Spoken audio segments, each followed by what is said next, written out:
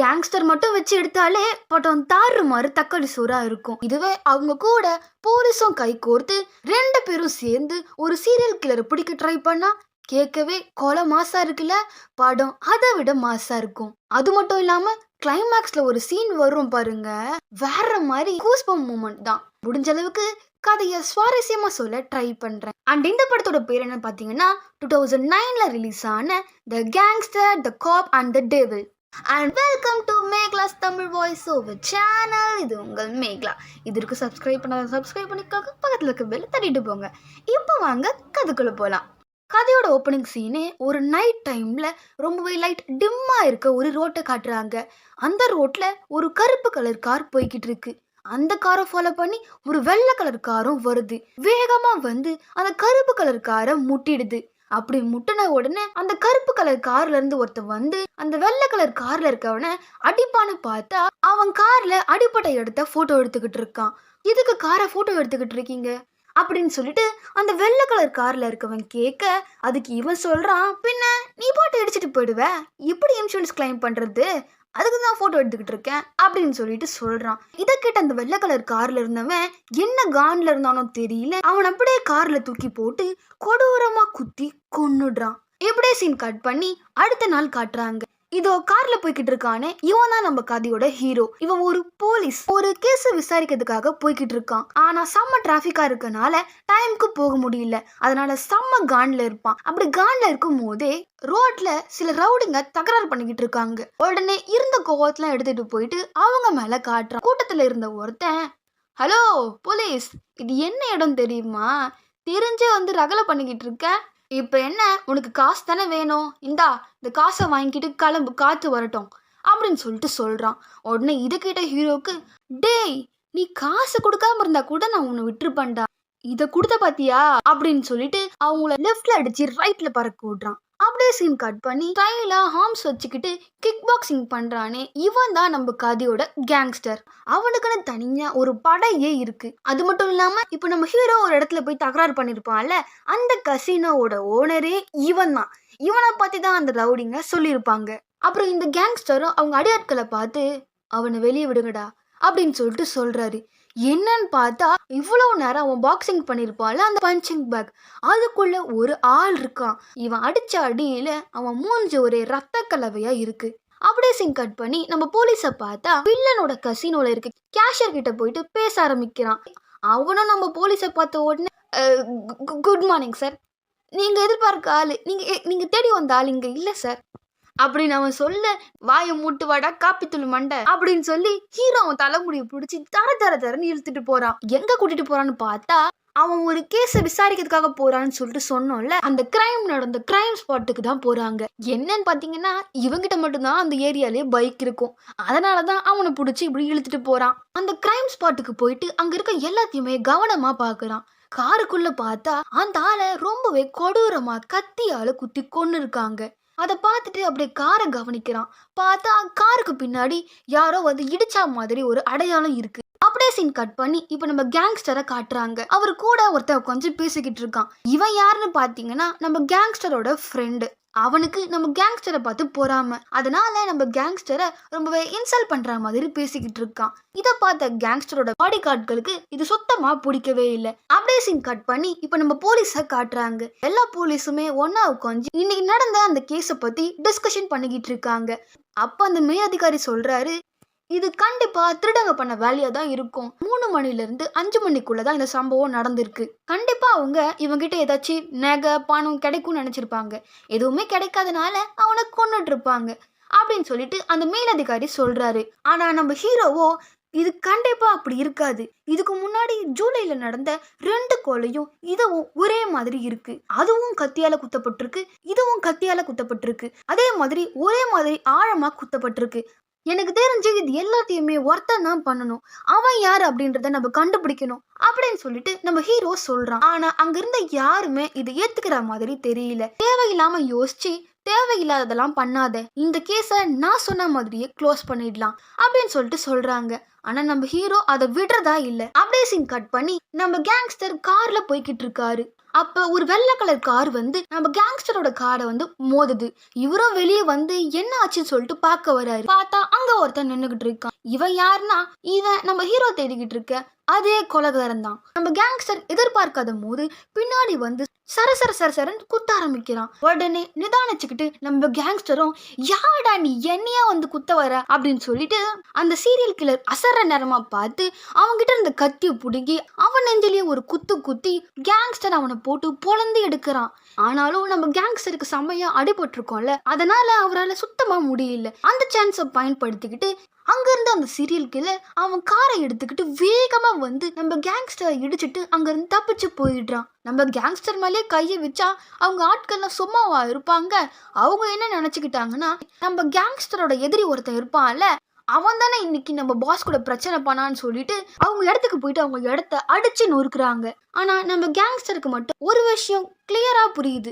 நம்ம ஃப்ரெண்டு இந்த வேலையை பண்ணியிருக்க மாட்டான், கண்டிப்பா வேற யாரதான் பண்ணிருக்காங்க அப்படின்னு சொல்லிட்டு கெஸ் பண்ணிட்டு அவனுடைய அடியாள் கிட்ட ஒன்னு எழுதி கொடுக்குறான். என்னன்னு பாத்தீங்கன்னா, அந்த சீரியல் கில்லர் போயிருப்பான்ல ஒரு கார், அந்த காரோடைய கார் நம்பர் தான் அது. அப்ப அந்த டைம்ல நம்ம கேங்ஸ்டரை பாக்குறதுக்காக நம்ம போலீஸும் வராரு. என்னப்பா, எப்பவுமே நீதான் எல்லாரையும் ஹாஸ்பிட்டல்ல படுக்க வைப்ப, இன்னைக்கு உன்னையே ஒருத்தன் படுக்க வச்சிருக்கான், அவனை கண்டிப்பா பாராட்டணும். சரி ஓகே, காமெடிலாம் அப்புறம் பண்ணிக்கலாம், இப்போ ஒரு கேஸை கொடு பார்க்கலாம் அப்படின்னு சொல்லிட்டு சொல்றாரு. நீங்க தானே, எனக்கு தான் இந்த போலீஸ்லாம் எப்படி கண்டுபிடிப்பாங்கன்னு தெரியுமே. உங்களை விட ஆள் பலத்திலையும் விசுவாசத்திலையும் அதிகமான ஆட்கள் என்கிட்ட இருக்காங்க, அதனால நீங்க இங்க இருந்து கிளம்புங்க, நான் பாத்துக்கிறேன் அப்படின்னு சொல்லிட்டு அந்த கேங்ஸ்டர் சொல்றாரு. இதை கேட்ட உடனே நம்ம போலீஸ்க்கு வேற என்ன பண்றதுன்னு தெரியாம அங்கிருந்து கிளம்பிடுறாரு. கிளம்பி நேரா அந்த ஹாஸ்பிட்டல் கீழே இருக்க பார்க்கிங்க்கு போறாரு. ஏன்னா அந்த பார்க்கிங்ல தான் நம்ம கேங்ஸ்டரோடைய ஆக்சிடென்ட் ஆன காரும் இருக்கு. அந்த காரை போய் நல்லா சுத்தி பாக்குறாரு. அப்படி பார்க்கும்போது தான் அவருக்கு ஒரு விஷயம் தெரியுது. என்னன்னா, நம்ம போலீஸ் ஆல்ரெடி பார்த்த கேஸ்ல ஏதோ ஒரு கார் வந்து இடிச்சா மாதிரி ஒரு அடையாளம் இருக்கும்ல, அதே மாதிரியான அடையாளம் நம்ம கேங்ஸ்டரோட கார்லயும் இருக்கு. இதை பார்த்த உடனே கண்டிப்பா அந்த கொலையை பண்ண சீரியல் கில்லர் தான் கேங்ஸ்டரையும் கொல்ல ட்ரை பண்ணியிருக்கான் அப்படின்றது புரியுது. பயப்புள்ள இவன் மட்டும் தப்பிச்சிட்டான் போல அப்படின்னு சொல்லிட்டு இவர் மனசுக்குள்ளேயே நினைச்சுக்கிறாரு. அப்படியே சீன் கட் பண்ணி இந்த பக்கம் பார்த்தா அந்த சீரியல் கில்லர் காருக்கு பெட்ரோல் போடுறதுக்காக வந்திருக்கான். அப்ப பெட்ரோல் பங்க்ல இருக்க ஒருத்தர் பேசுறாரு. அம்மா சாரிம்மா, என்னால உன் பர்த்டேக்கு வர முடியல, அப்பாக்கு கொஞ்சம் வேலை இருக்குமா அப்படின்னு சொல்லிட்டு சொல்றாரு. இதை கேட்ட அந்த சீரியல் கில்லர், என்னது பொண்ணு பர்த்டேக்கே போகாத ஒரு அப்பனா, நீலாம் உயிரோடவே இருக்க கூடாது அப்படின்னு சொல்லிட்டு அவரை அங்கேயே கொன்னுடுறான். கொன்னது மட்டும் இல்லாம அவன் காரை அங்க விட்டுட்டு அவரோட லாரியும் எடுத்துட்டு போயிடுறான். அப்படி போகும்போது தான் தெரியுது, அந்த லாரியில அவன் மட்டும் இல்ல, கூட இப்போ ஒருத்தனை கொன்னால அவன் கூட இருந்தவனும் இருக்கான். அவனையும் அங்கேயே போட்டு தள்ளுறான். ஆனா அவனோட கத்தியை அவன் அங்கேயே மிஸ் பண்ணிடுறான். நம்ம போலீஸ் கேங்ஸ்டரோடைய எல்லா கஃபினோவையும் பறிமுதல் பண்றாரு. இதை தெரிஞ்ச கேங்ஸ்டரோ நம்ம போலீஸை கூப்பிட்டு, ஷோ உனக்கு என்னதான் பிரச்சனை, எதுக்கு இது மாதிரிலாம் பண்ணிக்கிட்டு இருக்க அப்படின்னு சொல்லிட்டு கேட்குறாரு. அதுக்கு போலீஸ் சொல்றாரு, எனக்கு ஒன்றும் இல்லை, நான் உன்னை அப்பயே கம்ப்ளைண்ட் பண்ண சொன்னேன். நான் தேடிக்கிட்டு இருக்க சீரியல் கில்லரும் உன்னை போட்டுதல்ல முயற்சி பண்ணவனும் ஒரே ஆள் தான். நீ மட்டும் ஒத்துழைச்சனா சீரியல் கில்லரை பிடிச்சிடலாம், அதே மாதிரி உன்னோட கசினோவையும் விட்டுடுறேன் அப்படின்னு சொல்லிட்டு சொல்றாரு. கேங்ஸ்டருக்கும் வேற வழியே இல்லாம ஓகேன்னு சொல்லிடுறாரு. அதே மாதிரி டீலும் போட்டுக்கிறாங்க. அது என்னன்னா, அவங்க 2 பேருக்கு கிடைக்கிற துப்பு எல்லாத்தையுமே 2 பேரும் ஷேர் பண்ணிக்கணும். அது மட்டும் இல்லாம முக்கியமா ஒரு விஷயம் இருக்கு. அது என்னன்னா, அந்த சீரியல் கில்லரை முதல்ல யார் கண்டுபிடிக்கிறாங்களோ அவங்க அந்த சீரியல் கில்லரை என்ன வேணா பண்ணலாம். இதுவே நம்ம போலீஸ் பிடிச்சா அவனை கோர்ட்ல நிறுத்துவாரு. இதுவே கேங்ஸ்டர் கிட்ட கிடைச்சா கேங்ஸ்டர் அவனை என்ன வேணா பண்ணலாம். அதே மாதிரி கேங்ஸ்டர் அவருக்கு கிடைச்ச துப்பு எல்லாத்தையுமே போலீஸ்க்கு கொடுக்கறாரு. அந்த சீரியல் கில்லருடைய முகம் ஞாபகம் இருக்க வரைக்கும் வரைஞ்சு வச்சிருப்பாரு, அதையும் நம்ம போலீஸ் கிட்ட கொடுக்கறாரு. அதே சமயத்துல கேங்ஸ்டருடைய ஆட்கள் கேங்ஸ்டர் கொடுத்த அந்த சீரியல் கில்லருடைய கார் நம்பரை ட்ரேஸ் பண்ணி கார் எங்க இருக்கு அப்படின்னு சொல்லிட்டு கண்டுபிடிச்சிடுறாங்க. அதனால அந்த காருக்கு நம்ம போலீஸும் கேங்ஸ்டரும் போறாங்க. அங்க போயிட்டு ஏதாச்சும் கிடைக்குமா அப்படின்னு சொல்லிட்டு தேடிக்கிட்டு இருக்காங்க. அதே சமயத்துல கேங்ஸ்டருடைய ஆட்கள் அந்த சீரியல் கில்லர் விட்டுட்டு போன அந்த கத்தியும் எடுத்துடுறாங்க. எடுத்தது மட்டும் இல்லாம நம்ம கேங்ஸ்டருக்கு தொல்லை பண்ணிக்கிட்டே இருப்பான்ல அவன் ஃப்ரெண்டு ஒருத்தன், அவனை அந்த கத்திய வச்சு போட்டு தள்ளிடுறாங்க. ஏன்னா இவன் கேங்ஸ்டரை ரொம்பவே இன்சல்ட் பண்ணியிருப்பான்ல, அதனால.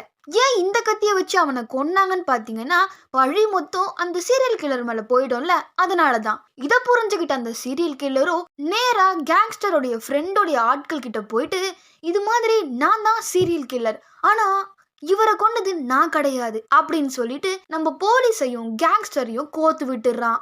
இதை தெரிஞ்ச அந்த ஃப்ரெண்டோட ஆட்கள் எல்லாருமே நம்ம போலீஸையும் கேங்ஸ்டரையும் சுத்தி வளைச்சு அவங்கள அடிக்க ஆரம்பிக்கிறாங்க.